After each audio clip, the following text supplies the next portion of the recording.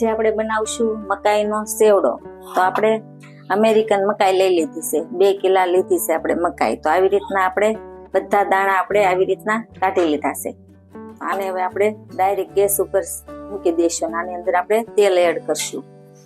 તેલ આપણે 3-4 પાવડા આપણે નાખશું। હવે આને આપણે હલાવતા જઈશું અને સોડવતા જઈશું। આપણી મકાઈ સરસ સતળાઈ ગઈ છે। હવે આની અંદર આપણે દૂધ એડ કરશું। આપણે જો આ દૂધ એડ કરી દીધું છે। હવે આને આપણે ઢાંકણ ઢાંકી અને બફાવા દેવાની છે। આની અંદર આપણે 1 ચમચી મીઠું એડ કરશું।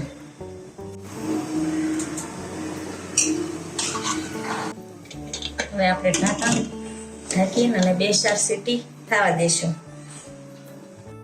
3-4 વિસલ થઈ ગઈ છે। તો હવે આપણે ગેસ બંધ કરી દેશું અને થોડી વાર આને ઠરવા દેશું, પછી આપણે ઢાંકણ ખોલશું।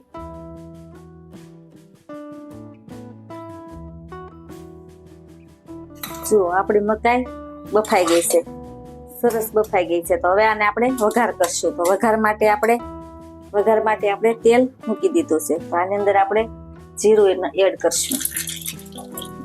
ગેસ બંધ કરી દઈશું।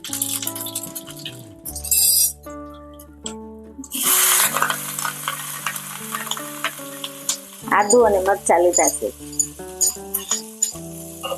તે આપણે તેલની અંદર સાતળી નાખશું। પછી આપણે આ લીમડો નાખશું।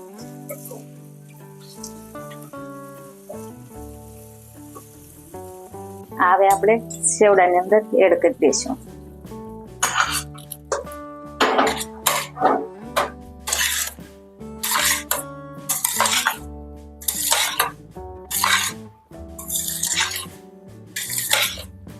આની અંદર લીલા મરચાં નાખ્યા છે, તો આપણે થોડુંક લાલ મરચું નાખશું।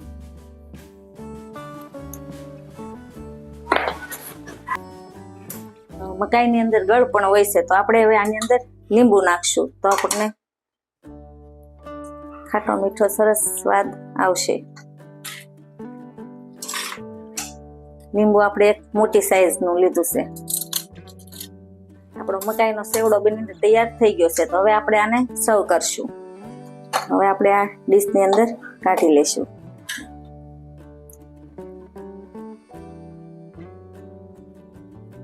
આપણે દાડમના દાણા નાખશું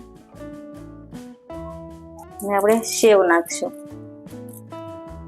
સેવ આપણે જાડી લીધી છે, ઝીણી પણ લઈ શકાય, પણ અમારા ઘરે જાડી પડી હતી એટલે તે અમે યુઝ કરી છે। આપણો મકાઈનો સેવડો બનીને તૈયાર થઈ ગયો છે। જો કોઈને ગમે તો લાઈક કરજો, શેર કરજો અને કોમેન્ટ કરજો।